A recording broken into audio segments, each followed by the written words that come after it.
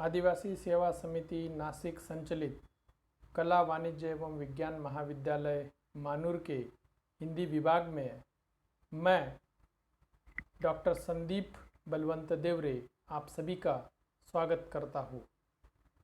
तृतीय वर्ष कला हिंदी विशेष स्तर यानी हिंदी S3 इस विषय में हिंदी साहित्य का इतिहास ये पाठ्यक्रम रखा गया है और आज हम हिंदी साहित्य का काल विभाजन और नामकरण के संदर्भ में और अधिक जानकारी जो है वह लेने वाले हैं। हिंदी साहित्य के काल विभाजन में हिंदी साहित्य के विद्वानों ने अपने अलग अलग मत प्रकट किए हैं। हिंदी साहित्य के इतिहास को सर्वप्रथम लिखने वाले फ्रेंच विद्वान गारसा द तासी और शिव सिंह सेंगर जी ने जो अपने हिंदी साहित्य के इतिहास के ग्रंथ लिखे, उन ग्रंथों में काल विभाजन का कोई प्रयास नहीं किया है। काल विभाजन का सर्वप्रथम प्रयास जॉर्ज गियर्सन ने अपने ग्रंथ the modern vernacular literature of Hindustan इसमें 11 अध्यायों में विभक्त किया। प्रत्येक अध्याय में एक कालखंड को अभिव्यक्त किया। उन्होंने लेखकों एवं कवियों का काल क्रमानुसार वर्गीकरण किया। इस काल विभाजन में कुछ त्रुटियां भी नजर आती है। वो इस प्रकार है, इस काल विभाजन में हमें वैज्ञानिकता का अभाव दिखाई देता है तथा अध्यायों की संख्या अधिक होने से इसे काल विभाजन मानना उपयुक्त नहीं होगा। काल विभाजन का अगला प्रयास मिश्र बंधुओं ने किया। मिश्र बंधु विनोद नामक के ग्रंथ में काल विभाजन को, हिंदी साहित्य के काल विभाजन को प्रस्तुत किया है। उन्होंने हिंदी साहित्य को 5 कालों में हिंदी साहित्य को विभाजित किया है। पहला जो काल है उसको उन्होंने नाम दिया आरंभिक काल, दूसरा माध्यमिक काल, तीसरा अलंकृत काल, चौथा परिवर्तन काल, पांचवा वर्तमान काल। आरंभिक काल को पुनश्च 2 भागों में उन्होंने विभाजित किया। पहले काल को पूर्वारंभिक काल, जिसकी शुरुआत उन्होंने 7वीं शती से मानी और लगभग 1343 तक इसकी समय सीमा रही। दूसरा जो काल है उसकी शुरुआत 1344 से लेकर 1444 तक मानी। दूसरा जो काल है माध्यमिक काल, इस माध्यमिक काल को भी पुनश्च 2 भागों में विभाजित किया। पहला जो काल है तो वह है पूर्व माध्यमिक काल, तो इसकी शुरुआत 1445 से लेकर 1560 तक मानी और माध्यमिक काल का जो दूसरा भाग है उसको नाम दिया प्रौढ़ माध्यमिक काल। उसकी समय सीमा 1561 से लेकर 1680 रखी। तीसरा जो काल था अलंकृत काल, तो इस अलंकृत काल को भी 2 कालखंडों में विभाजित किया। पहले को नाम दिया पूर्व अलंकृत काल, जिसकी शुरुआत 1681 से लेकर 1790 और दूसरा जो है उत्तर अलंकृत काल, उसकी शुरुआत 1791 से लेकर 1889 तक रखी। चौथा जो काल है परिवर्तन काल, तो इस परिवर्तन काल के भी 2 भाग किए हैं। इसमें 1890 से लेकर 1925 तक पहला भाग और दूसरा 1926 से लेकर अब तक जो वर्तमान काल के अंतर्गत यहाँ पर आता है। मिश्र बंधु विनोद के काल विभाजन में हमें कुछ त्रुटियां भी यहाँ पर नजर आती है। इसमें पहले त्रुटि हम कह सकते हैं, कालखंडों के नामकरण में एक जैसी पद्धति को अपनाया नहीं है। जैसा आरंभिक काल, माध्यमिक काल, वर्तमान काल, ये विकासवादिता के आधार पर नाम दिए गए हैं, पर बीच में ही अलंकृत काल ये नाम आया है। इसमें अलंकृत काल ये आंतरिक प्रवृत्ति का आधार है, तो इसीलिए यहाँ पर कालखंडों के जो नामकरण है तो इस नामकरण में एक जैसी पद्धति को अपनाया नहीं है। दूसरी जो त्रुटि है वह हम कह सकते हैं कि इस काल विभाजन का कोई सुस्पष्ट ऐसा आधार हमें दिखाई नहीं देता है। तीसरी त्रुटि हम कह सकते हैं कि हिंदी साहित्य के इतिहास का प्रारंभ 7वीं शती से मानकर हिंदी के अंतर्गत अपभ्रंश के कवियों को या उनकी रचनाओं को समाविष्ट कर लिया है। हिंदी साहित्य की जो शुरुआत है वह लगभग 1000 ईस्वी सन पूर्व से मानी गई है। तो इसीलिए यहाँ पर 7वीं शती से हिंदी साहित्य की शुरुआत यदि मानी जाए तो उसमें अपभ्रंश के कवि और उनकी रचनाओं का समावेश होना स्वाभाविक है। तो इसीलिए ये भी एक त्रुटि हम कह सकते हैं कि हिंदी साहित्य की शुरुआत वास्तविक ईस्वी सन 1000 से शुरुआत इसकी हुई थी। तो ये भी एक त्रुटि है। चौथी त्रुटि हम कह सकते हैं कि परिवर्तन काल असंगत है तथा कालों की संख्या भी हमें यहाँ पर अधिक दिखाई देती है और प्रत्येक काल के पुनश्च 2-2 भाग यहाँ पर किए गए हैं। तो इसीलिए यहाँ पर मिश्र बंधु विनोद के कालखंडों की ये त्रुटियां हम कह सकते हैं। हिंदी साहित्य के इतिहास में जिन्होंने हिंदी साहित्य के इतिहास को एक सूत्रबद्ध क्रम से लिखने का जो काम है वह किया है, ऐसे व्यक्ति जिनका नाम है आचार्य रामचंद्र शुक्ल, उन्होंने 1929 में लिखे हुए हिंदी साहित्य के इतिहास नामक ग्रंथ में हिंदी साहित्य के इतिहास को अच्छी तरीके से यहाँ पर स्पष्ट करने का प्रयास किया है। उन्होंने हिंदी साहित्य के काल विभाजन को उनका काल विभाजन यदि हम देखें तो उन्होंने पहले काल को नाम दिया वीर गाथा काल, जिसकी शुरुआत 1050 से लेकर 1375 मानी।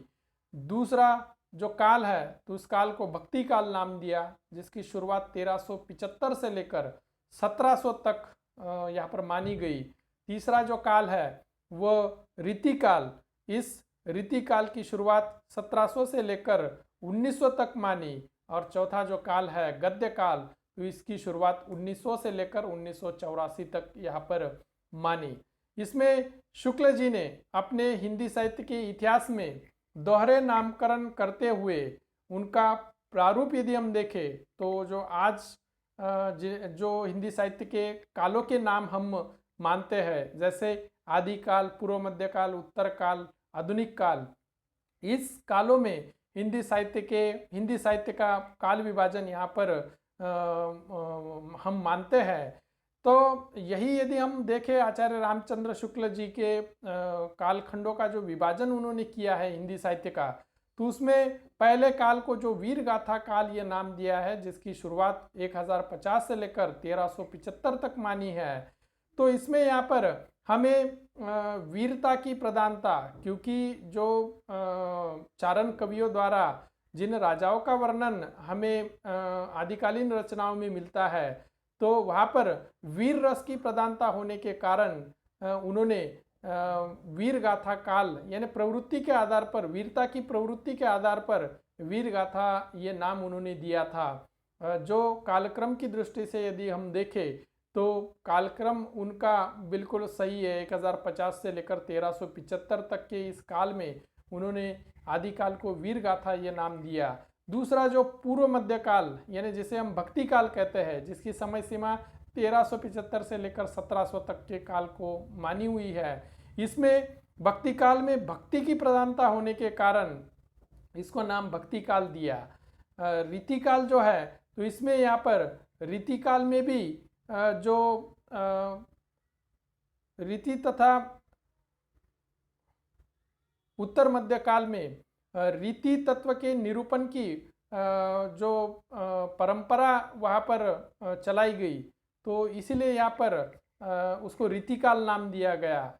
और अगला जो है आधुनिक काल, तो इस आधुनिक काल में गद्य की प्रचुरता होने के कारण इसको गद्य काल ये नाम यहाँ पर आचार्य रामचंद्र शुक्ल जी ने यहाँ पर दिया है। जो यहाँ पर आचार्य रामचंद्र शुक्ल जी ने जो कुछ नाम दिए हैं, तो वह प्रधान प्रवृत्ति के आधार पर यहाँ पर इन्होंने कालखंडों के नामकरण यहाँ पर दिए हैं तो ये बिल्कुल उचित यहाँ पर दिखाई देता है।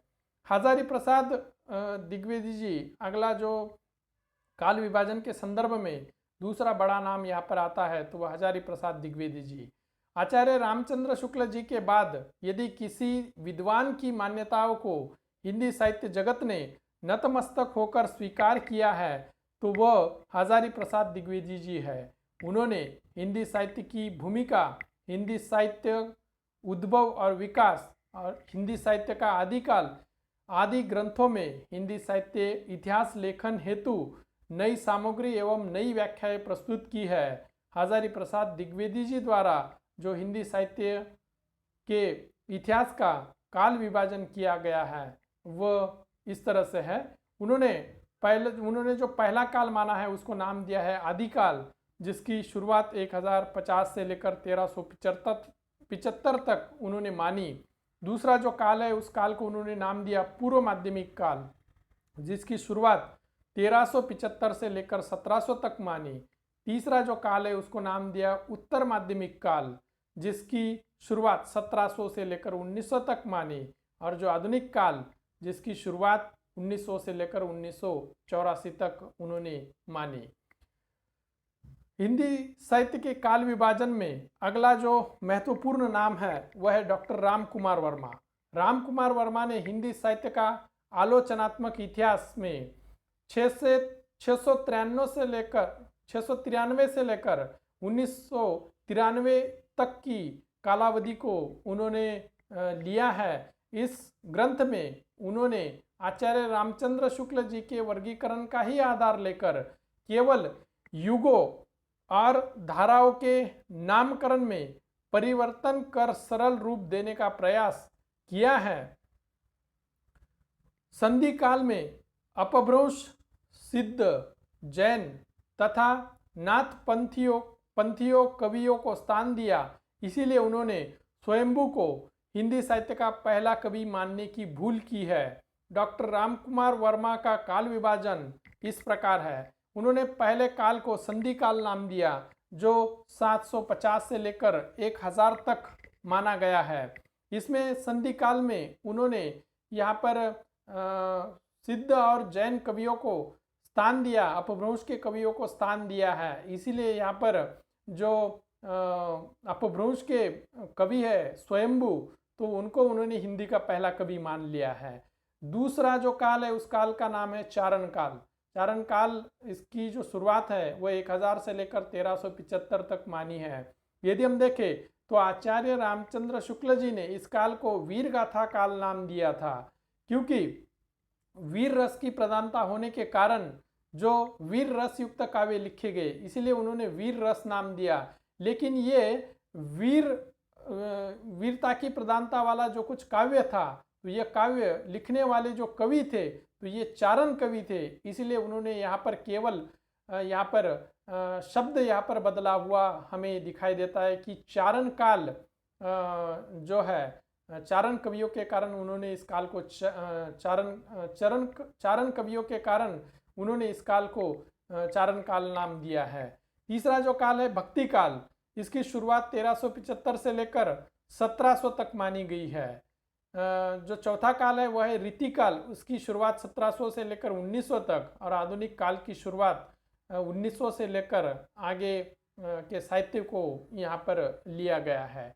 अगला जो हिंदी साहित्य के इतिहास के काल विभाजन में सबसे महत्वपूर्ण नाम आता है वह है डॉक्टर गणपति चंद्र गुप्त। इन्होंने भी काल विभाजन के संदर्भ में हिंदी साहित्य का वैज्ञानिक इतिहास नामक के ग्रंथ में काल विभाजन को प्रस्तुत किया है। उन्होंने हिंदी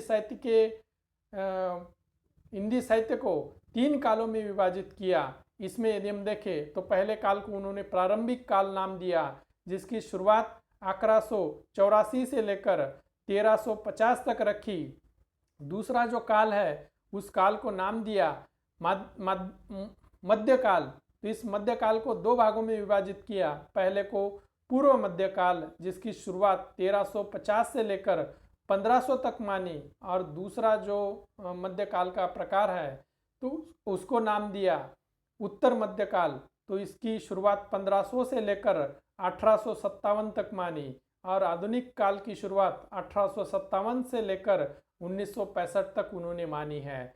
डॉक्टर गणपति चंद्र गुप्त जी का यह मत है कि हिंदी के प्रारंभिक काल एवं माध्यमिक काल को 3 प्रकारों का काव्य उन्हें यहाँ पर मिलता है, उनको उन्होंने नाम दिए हैं, जिसमें पहले को उन्होंने धर्माश्रित काव्य, दूसरे को राजसिक काव्य और तीसरे को लोकाश्रित काव्य ये नाम दिया है। प्रारंभिक काल में यदि हम देखें तो प्रारंभिक काल को उन्होंने 2 भागों में विभाजित किया है। जो धर्माश्रित काव्य है तो वो उन्हें यहाँ पर नजर आता है। धार्मिक राम काव्य परंपरा और संत काव्य परंपरा, इसको उन्होंने धर्माश्रित काव्य यहाँ पर देखा। मध्यकाल में यहाँ पर यदि हम देखें तो संत काव्य परंपरा, पौराणिक गीति काव्य परंपरा, पौराणिक प्रबंध काव्य परंपरा, रसिक भक्ति काव्य परंपरा, ये जो साहित्य है तो इसमें यहाँ पर धर्माश्रित काव्य, इनको यहाँ पर उन्होंने नाम दिया धर्माश्रित काव्य। और यहाँ पर जो ऐतिहासिक चरित्र काव्य, मैथिली गीति परंपरा, ऐतिहासिक राम काव्य परंपरा, इसको उन्होंने राजाश्रित काव्य और साथ ही साथ ऐतिहासिक मुक्तक काव्य परंपरा, इनको उन्होंने राजाश्रित काव्य ये नाम यहाँ पर दिया। और अंतिम जो है तो उसमें यहाँ पर रोमांसिक कथा काव्य परंपरा और स्वच्छंद काव्य परंपरा, ये लोकाश्रित यहाँ पर काव्य उन्हें यहाँ पर लगता है। तो इस तरह से गणपति चंद्र गुप्त जी ने भी हिंदी साहित्य के काल विभाजन में अपनी महत्वपूर्ण भूमिका यहाँ पर निभाई है। हिंदी साहित्य के काल विभाजन में यहाँ पर हमने जितने भी विद्वानों के मत यहाँ पर देखे और आगे हम देखें तो नगेंद्र जी है, हिंदी साहित्य का बृहद इतिहास जो लिखने का काम हुआ है, तो उसमें भी हिंदी साहित्य के काल विभाजन के संदर्भ में जानकारी प्रस्तुत की गई है। तो यहाँ पर आज हमने हिंदी साहित्य के काल विभाजन में हिंदी साहित्य के विद्वानों के जो मत थे तो इनके बारे में यहाँ पर जानकारी हमने यहाँ पर ली है। तो इस तरह से आज हमने यहाँ पर ये सब काल विभाजन के संदर्भ में बातें जानी। इसीलिए यहाँ पर सब समाप्त होता है। धन्यवाद।